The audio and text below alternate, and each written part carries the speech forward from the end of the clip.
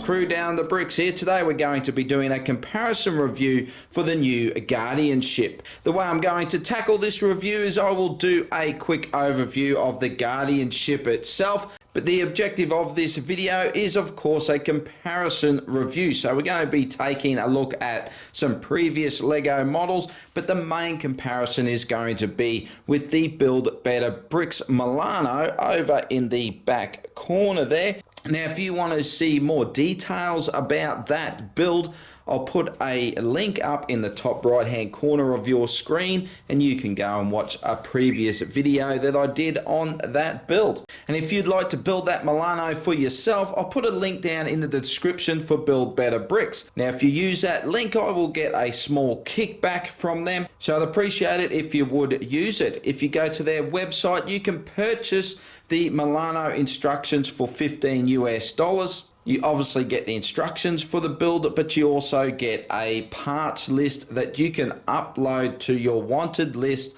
on Bricklink so you can source the parts for the build. So to start the review, let's give you some specs on this new model. So it is set number 76193. It is of course the 2021 the Guardianship, better known as the Benatar. It has 1,901 pieces. It'll cost you £135, 150 US and euros, $230 Australian and 250 New Zealand dollars. And it comes with 6 minifigs. If there's parts of this review you don't think you'll be interested in, check the timeline below. I'll put some chapters in so you can skip to the parts that you really want to see. But to make this an official review, we have to start with the minifigs.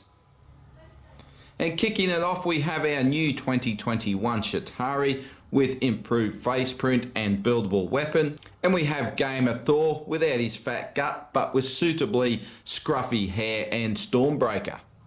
Both have rear torso printing, and Thor has an alternate face print.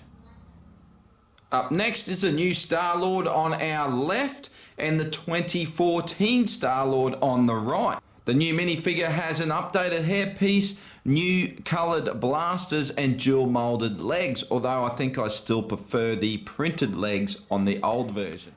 And a look at the rear torso printing and alternate face print.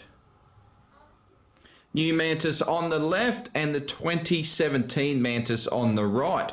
Both exactly the same with just an updated torso print on the new version. Rear back printing and an alternate face. Next up is the all-new Rocket Raccoon on the left and the 2017 version on the right. He comes with a buildable weapon. This time he comes with an all-new head mold, this time cast in reddish brown instead of dark bluish grey, which I think is an improvement. He is brown, right? Notice the new mold doesn't have the shoulder armor anymore, and he does come with some back print. I've saved my favorite minifigure from this new set, and it's Teen Groot. And next to him on the right, I have the 2018 Teen Groot, and what a massive upgrade we have here. So obviously it is an upgrade from reddish brown to dark tan. And I really like this change because it helps highlight all that fantastic printing on this new figure. He is absolutely covered with printing from head to toe, and I really like the detail in this print. And he also has rear torso printing as well.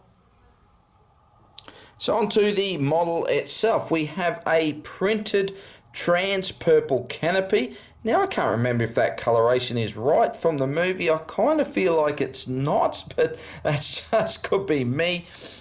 I like the layered bricks with slopes here onto the plates. Great use of the binocular pieces here just for some extra detail. Taking a look along the top to get the angle coloration, that's very well done. We have a use of tiles and angle plates and plates to get that effect. Nice tiled and slopes used here to get this curved look along the fuselage, and the wing design, very nice. Some nice details. We have a sticker there, kind of needs that sticker. We have a few other stickers there, and some along the back that we'll get to. Actually, there's one right there as well. Probably could do without those. Don't really add a lot to me. This one's definitely required, and we do have this sticker here, which is nice to have as well. Now, the big thing to note is just the level of detail in this model. It is absolutely jam-packed. Some of the things I really like are the air intakes built in here along the side. I think that looks really nice. We have some cooling fins here. We have a trans opal-esque dish there for the thrusters, so that's a nice addition for that look. Even the wings underneath, I think they look quite nice, even the underside of the plates, but just the detail as we come along the side here. Look at the detail that we have in there. We have these linkages, and if we move these thruster arms, you can see the linkages move. There's so many adjustable flaps, so we have an adjustable flap here that's on a ball joint, so you can move that. You can tuck these wing pieces in here, so we can tuck that one in. This one goes in underneath, so you can really streamline this model, so we can tuck that one in too. If we come around to the back here, you can see more detail in these thruster arms. There's all the engines there, all the thrusters. If we open this back up, you can see the amount of detail down in between the arms there. Lots of nice detail down the outside as well. It is just really well done. And if we tuck those in together, we can bring this one in, this up and under, tuck this flap in. You have some adjustable flaps on the back here. These go up and down. The wings here, these go up and down. These main ones are fixed, but we can tuck those right up there. And if we swing this around and tuck this side up, and now you get this really streamlined look of the Benatar. Doesn't that look fantastic? One of the highlights for this set is this display stand. It's a very solid connection onto the stand. I'll show you how that works soon. As for the stand itself, it's not quite as polished as a UCS Star Wars stand. Quite a lot of exposed Technic pieces, a lot of Technic pins, but actually has this turntable, and that really helps with the display of the model. And just having a look underneath the ship here, you can see we have some red bricks here, and that corresponds with the red Technic beam here, so they line up when you clip it on, and it's a very solid fitting onto the model. And to connect that, you simply guide the pins into the stud holes there and push down, and it's locked in. But one of the best things for this stand is the display options it provides. Now you can just spin it around on the stand to get different angles, or you can hold the model and rotate the stand to get even more unique looks.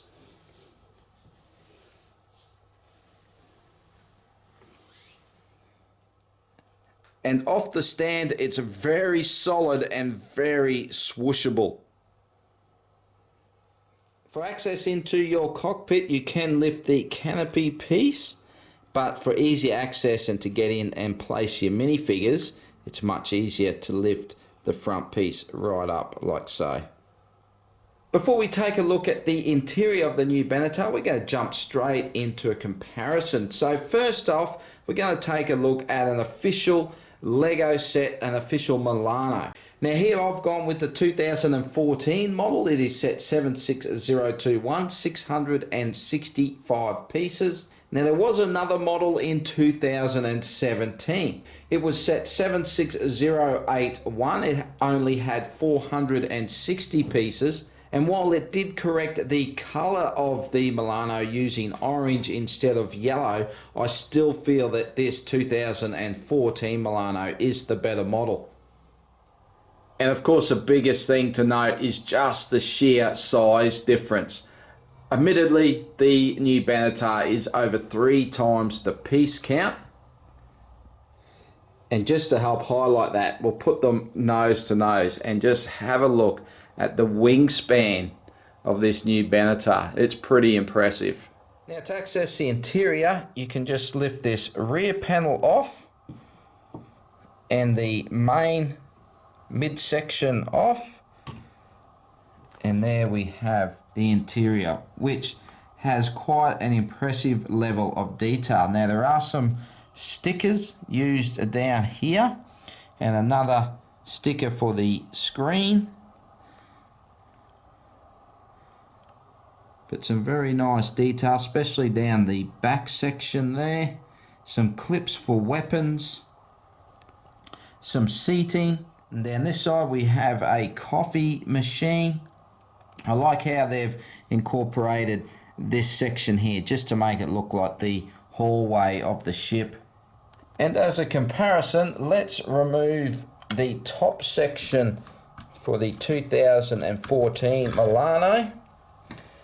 And here you can see that there is also a ton of detail and quite a lot of space for a play set. I mean, I would say that you've almost got as much room in here in this model as you do in this new model. Obviously the depth is a lot different, but yeah, there's probably not that much difference in overall space.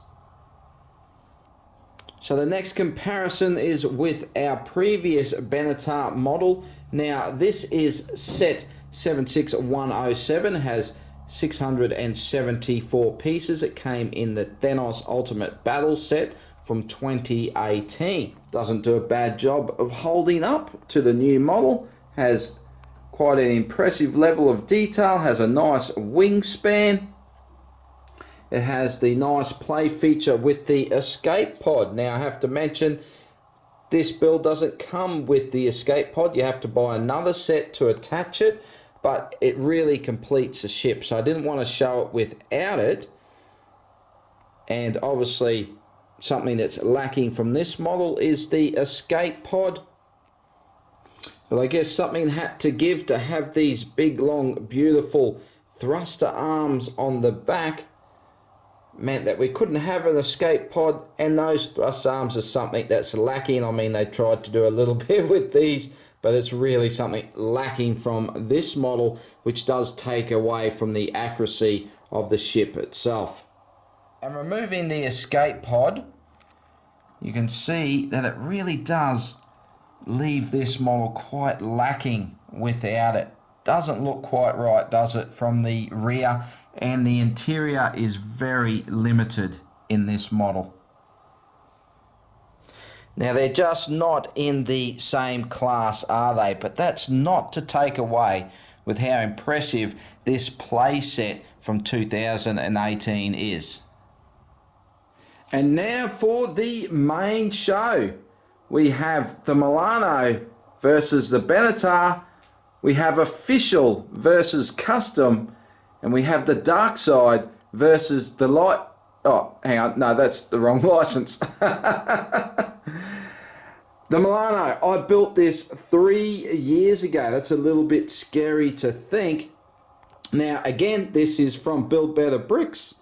And if you want to see this in more detail, check out my video. I'll put the link down in the description as well, so if you want to have a look at that.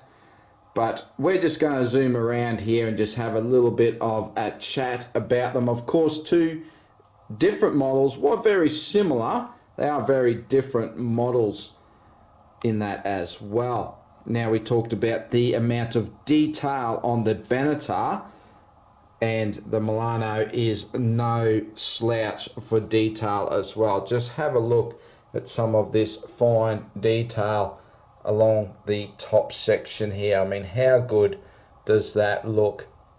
Very good use of subtle color changes with the silver grey, the gunmetal grey, and the dark bluish grey.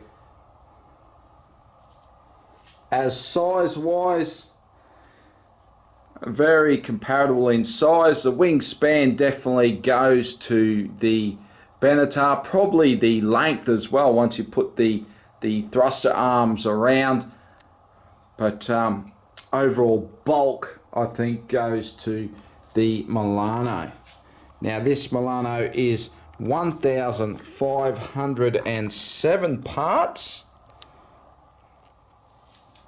and again, very nice angles, the way that Tyler, the builder for this model, has achieved some of these angles. Very impressive, and just really two fantastic models. Now just so much going on from the rear of the Benatar, and certainly the same from the Milano here as well. Just really looking good. All those thrusters there working in unison. Very nicely designed. I love this space window at the back as well.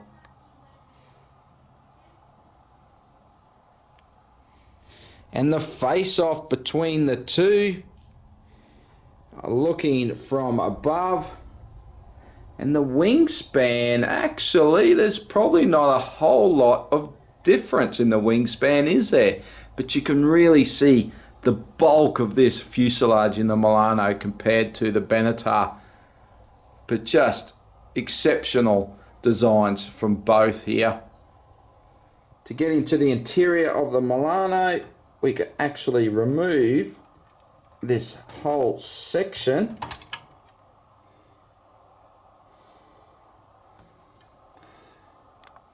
To reveal, again, some very nice detail on the interior, and just seems to have a stack more space in the Milano compared to the Benatar. A lot more detail in the cockpit area, seating for 3. We have a table here, a little bit hard to stand your minifigs around in this design, but we have bunk beds at the back. Just overall just seems to have a lot more space. And just like the Benatar, you can also get into the cockpit of the Milano. Okay, so who wins? Which model do I prefer? Oh, jeez, did you have to ask me that? I've got to say, ever since the first Guardians of the Galaxy movie, I just fell in love with the Milano. As a Star Wars fan, I just felt this was a very unique looking ship, and I really just adore it. So I guess my heart goes with the Milano. But when it comes to the Benatar, I absolutely love this design. I mean, just look from this angle. It just has that predator look to it, doesn't it? Just looks like a predatory bird going to swoop down on its prey, and I really do love that. So I guess my head goes with the Benatar. So can I pick a winner? No, I really can't. I think the best option is have both of these in your collection, and then you don't have to pick. So let's get on to my final thoughts for the new Guardian ship. First of all, I just want to call this a UCS model. I mean, if you just take a look at the size, the level of detail, I certainly think, for me anyway, it qualifies as a Ultimate Collector Series model. And with saying that, I think that kind of forgives some of the negatives I have with this build. So my first negative would be the limited interior space and accessibility to get your hands in there. However, the level of detail on the interior I do think suits a UCS model. My other negative would be the minifigs. Now, of course, with the UCS model, we don't normally get many minifigs with those models, so to get the selection that we did get, I think is really good. However, if I was to nitpick and have a complaint at all, I would have liked the Drax. I mean, the Chitauri is really nice addition to those minifigures, but I could have done without that, and we could have had a Drax and possibly even a Nebula as well. And I guess the last negative I have to mention is the lack of the escape pod. Now, I don't really know how they could have incorporated that into the build while keeping this really exceptional look of the model, so I'm actually willing to forgive that. And that's it for my negatives, so not many complaints from me at all, but we have a bounty of positives. It has exceptional details, it has limited sticker use, has a practical display stand, decent minifigure selection, and reasonable pricing. Now, some people aren't going to agree with me on the pricing, but I mean, Lego's not cheap, is it? Now, if we compare it to another set, let me pick the Avengers Endgame Battle. Now, that set here in Australia is $150. I think it has one more minifigure, but it's only 527 pieces. Now, 150 bucks, and I can get this beautiful Guardian ship for 230 that has almost 4 times the piece count. I think you can get where I'm coming from with the reasonable pricing. Now, some people will say, well, I've got the old Benatar, do I need to upgrade to the new one? Well, it really depends what you want from your collection. Now, the previous model is a beautiful model, there is no doubt about it. It looks really good, it has a stack of play features. You can add the pod from the other set as well, and it's definitely a great addition when you do that. But as I said, it depends what you want from your collection, because the emphasis on this new model is definitely more on display than play. But I have to say, I really do love this model, and there's been some fantastic sets this year, but as it stands now, this is definitely going to make it into my top 10 sets of 2021. So there we have it for this comparison review. That was a lot to get through, so I hope you did enjoy this video. What's the Benatar for your collection? What's the Milano ship you like the best? And will you go ahead and pull the trigger on the Build Better Bricks Milano? Let me know all that down in the comments below. I love to hear from you guys. Please give the video a thumbs up, subscribe for more, and I will see you in the next video. Bye for now.